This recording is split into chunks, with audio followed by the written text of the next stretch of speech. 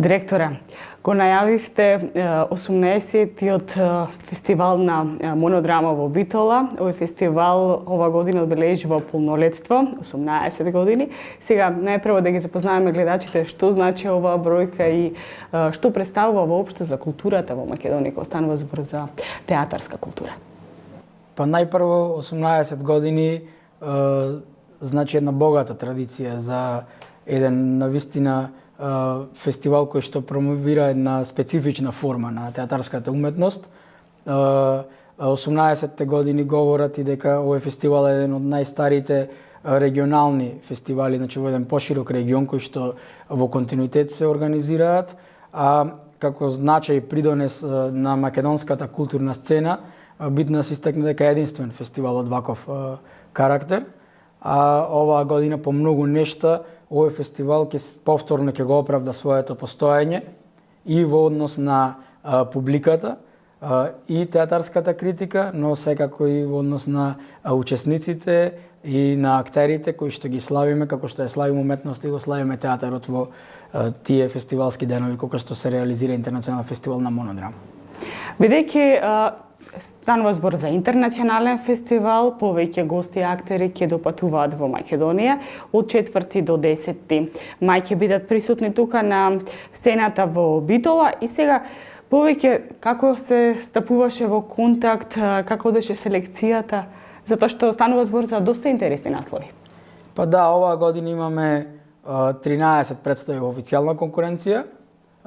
Повторно селектор на официјалната програма е еден од нашите врвни актери од Битола, но со голем значај и во македонски и во европски рамки. Тоа е Петар Мирчевски, значи повторно е селектор на фестивалот. Не беше лесна задачата да се селектира се она што е квалитетно, да се понуди доволна разновидност на програмата и секако да се обрне внимание и на домашната продукција или копродукција, бидејќи сепак идејата е една од премисите на овој фестивал е да се стимулира и продуцирањето, поставувањето на монодрами во нашата држава. Оваа година на некој начин сите тие елементи се поклопија, така да имаме представи кои што доаѓаат од 9 држави, вклучувајќи ја и Македонија. Имаме различни форми, има и моно опера, има и кабаре, има и стандардни монодрами, текстови од повеќе класици, врвни драмски писатели кои што ќе бидат дел од програмата, и она што е многу значајно, 5 македонски копродукции или продукции, значи 5 македонски монодрами, најголем број досега во последната деценија од кога се реализира фестивалот, односно од кога стана интернационален.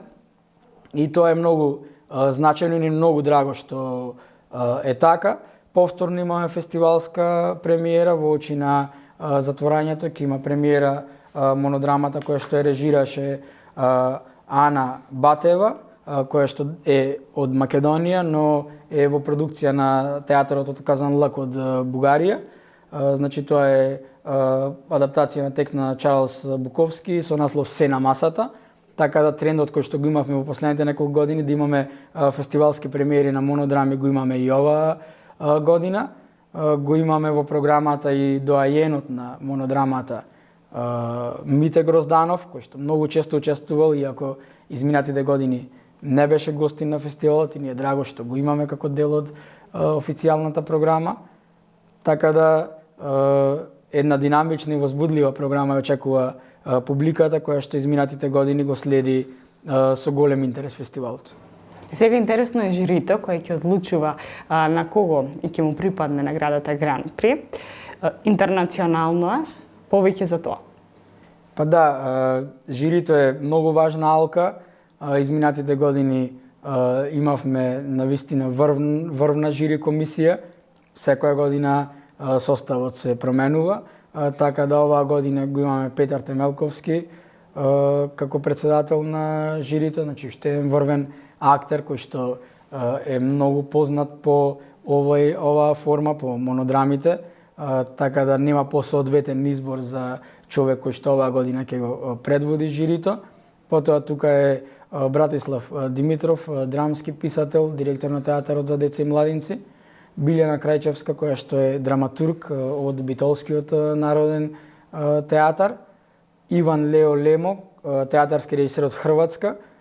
Него го поканивме да биде дел од фестивалот, бидејќи сосема природно беше човекот кој што 2 години поред ги режираше представите кои што добија Гран При и кои што доаѓа од Хрватска, да биде за прв пат гостин на фестивалот и да биде дел од жирито, и веднаш ја прифати нашата покана и жири комисијата ја заклучуваме со нашата драга пријателка и долгогодишен соработник Нина Мазур, кој што е театарски критичар од Украина, живее и работи во Германија изминатите 20 години, така да ова интернационално жири е задолжен да додели Гран При наградата, која што е парична во вредност од 500 евра и секако послободна проценка во однос на квалитетот на програмата. Често се случува да имаме и неколку награди, иако ние како фестивал инсистираме сепак наградите да бидат во што помал број, независно на квантитетот и квалитетот, се со цел да има поголем значај некој што ќе ја добие главната награда. И лани имавме една интересна ситуација кога доделивме само една награда, односно само Гран При, и наградата од публика која што е стандардна и која што е доделува општина Битола. Оно што е интересно е тоа дека, значи ова година 6 дена битолската публика, но и пошироката публика од Република Македонија ќе може да ужива во овој единствен фестивал кој се реализира посветен на монодрамата.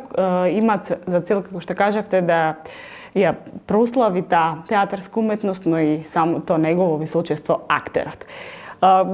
Колку често комуницирате и со актерите и со режисерите кои дали ви предлагаат идеи како би можеле што да донесете нешто ново на фестивалот? Сепак 18 години мислам дека се растеше.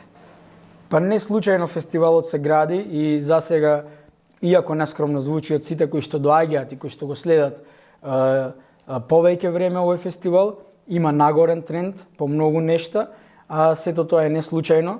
Покрај големиот ангажман на тимот кој што работи, на селекторот, сепак многу се важни и директните контакти со наши пријатели кои што организираат слични фестивали низ цела Европа и во светот и кои што се чести гости на овој фестивал, и се трудиме сите оние позитивни искуства да ги вклопиме во програмата, се со цел фестивалот од година во година да биде подобар.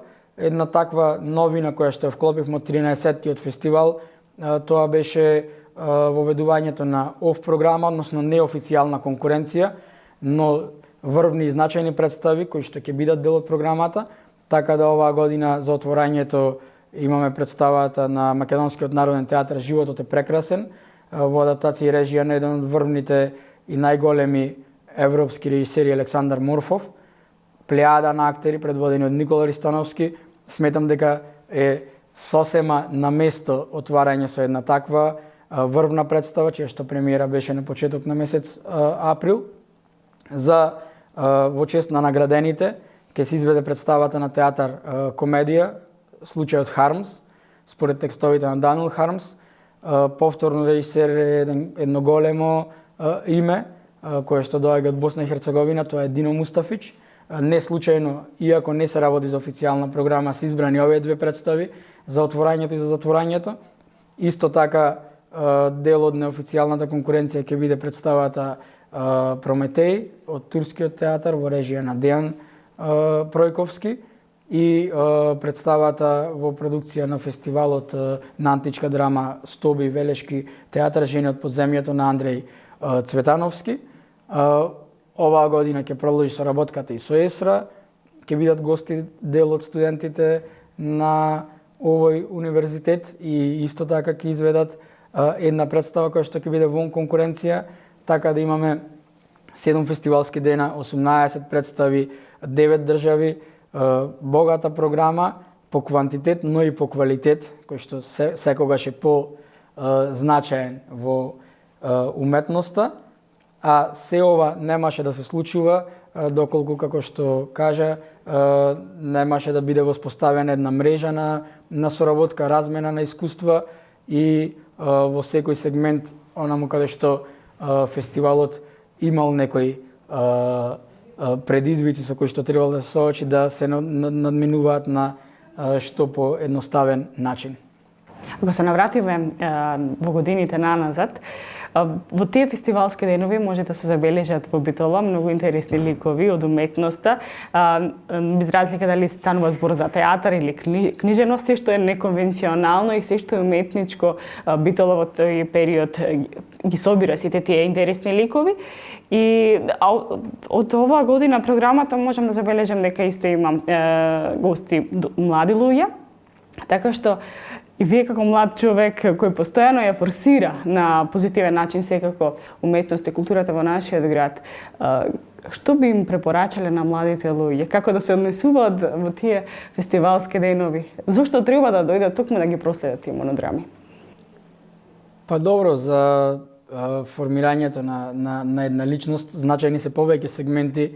Врз мене влијаеше уметноста многу, така да уште од средношколските денови, значи кинопроекциите, театарските представи беа на некој начин секојдневие, и од таа причина во целокупното функционирање на Центарот за култура ни е многу значајна она помлада генерација, бидејќи тоа е таа идна публика која што треба да се создава. И тука е уште многу наназад, значи имаме одлична соработка со градинките, со основните училишта во тие организирани проекции, се трудиме, значи се она што е дел од програмата да биде квалитетно и да биде прилагодено за различни возрасти. Значи оваа година уште од почетокот имаме богата детска програма, не само со филмови, туку имавме и гостување на македонската опера и балет со детската опера Мала волшебна флейта од Моцарт. Сега на 18 мај ќе имаме филхармонијата со Петри Волкот, значи една семеен концерт, една убава приказна раскажана низ музицирањето на врвните музичари од македонската филхармонија, така да и на родителите, и на средношколците, и на студентите, и на оние најмлади би им препорачал да доаѓаат да следат програмата на Центар за култура, и дека уметност и културата е апсолутно многу значаен сегмент кој што сметам дека е битен за секоја личност, а во овие 7 фестивалски денови навистина нудиме разновидна програма и сметам дека секој од сите возрасти може да се пронајде во дел од представите кои што ќе бидат дел од програмата на фестивалот. Секако вие и постојано ја ажурирате и вашата Facebook страница на Центарот за култура, каде сите оние кои сакаат да ги посетат можат да погледнат што се случува. И оно што е актуелно е 3D киното. Сега мораме малку да се навратиме на работата на 3D киното, кое неуморно, постојано работи заедно со тимот кој го поддржува постојано. Како се одвива таму работата? Па еден драг проект, иако тоа е сосема конвенционален дел од функционирањето на една институција како Центар за култура, е дигиталното 3D кино. Започнавме со работа некаде 2013 кон крајот на годината, точно 24 октомври. Тоа беше многу значајно надградување на редовната програма, бидејќи освен тоа што на битолчани после подолг период им понудивме регуларна и редовна кинопрограма со врвни светски остварувања, овозможивме Центарот за култура да пулсира и да живее буквално секој ден, да има редовен репертоар, и киното повеќе од одлично се вклопи во таа универзална дејност на нашата институција и стана доминантен и многу значаен дел од функционирањето, бидејќи бројките на публика кои што се блиску до 50.000 годишно, некаде во декември месец го имавме 100.000 од гледач од отворањето, односно почнувањето со работа на 3D киното, говорат дека е оправдано неговото секојдневно функционирање. Според нашите анализи оваа година имаме зголемување на бројките на посетители, на вистина позитивни сигнали. Во првите 4 месеци од годината се надеваме дека тој тренд ќе продолжи, а ние сме неуморни заедно со тимот и не се откажуваме од нудење на квалитетна програма, имаме одлична соработка со дистрибутерите и се трудиме 365 дена во годината барем 340 дена да има секој ден по еден филм на репертоарот на Центарот за култура, и тоа е една приказна која што одлично функционира и одлично прифатена од сите генерации, и 3D киното ќе си продолжи да се функционира. Се трудиме постојано да ги подобруваме перформансите во секој сегмент, да ја подобруваме услугата и понудата, така да битолчани и публиката од регионот, од Пелагонискиот регион, кој што е чест посетител, може да очекува навистина квалитетни филмски остварувања во следниот период, бидејќи 2016 година е година на врвни филмови кои што се најавени, така да сметам дека и оваа година ќе ја завршиме со околу 50.000 посетители, што е една импозантна бројка. Бидејќи сега се наоѓаме кон крајот некако на пролетта, ќе следува летниот период, но дали би можеле да откриете кои следни филмски светски остварувања би можеле да ги проследат битолчани? Нешто така интересно, да не најавуваме на голема брат. Веќе во месец мај новото продолжение на X-Men, Капетан Америка, Граѓанска војна, значи последниот дел од таа франшиза, исто така еден филм кој што сите геймери се воодушевени и е многу очекуван е Warcraft. На 9 јуни ќе биде светската премиера во 3D кино Битола. Денот на независноста, вториот дел, значи после 20 години е второто продолжение и на овој филм. Новиот филм за Бриджит Джонс некаде во септември месец ќе биде. Значи тоа се различни филмови, не знам, новиот филм за Борн, за агентот Джеймс Борн, така да многу филмски наслови, исто така Војна над звездите ја продолжува франшизата, најавен е новиот дел веќе за средината на декември месец, така да за сите влюбеници во филмот и без разлика за кој жар, многу различни филмови и врвни остварувања во најава, не знаеме со кој квалитет ќе го понудат, ќе бидат дел од програмата до крајот на оваа календарска година, а веќе во 2017 исто така се силни најавите, не знам, еден од филмовите кој што беше најгледан, Брзи и бесни, ќе го има новото продолжение, 50 нијанси сиво, вториот дел доаѓа исто така на почетокот на 2017, така да веќе преговараме за тие филмски наслови и редовниот кино репертоар со квалитетна понуда, како што споменав, ќе си продолжи, е многу битен во нашето функционирање, а секако дека е многу значаен и за публиката која што поголем број сакаме да дојде и доаѓа. Димитровски, јас ви благодарам за одвоеното време. Следно се гледаме на Монодрама, а понатаму и на кино. Благодарам за поканата.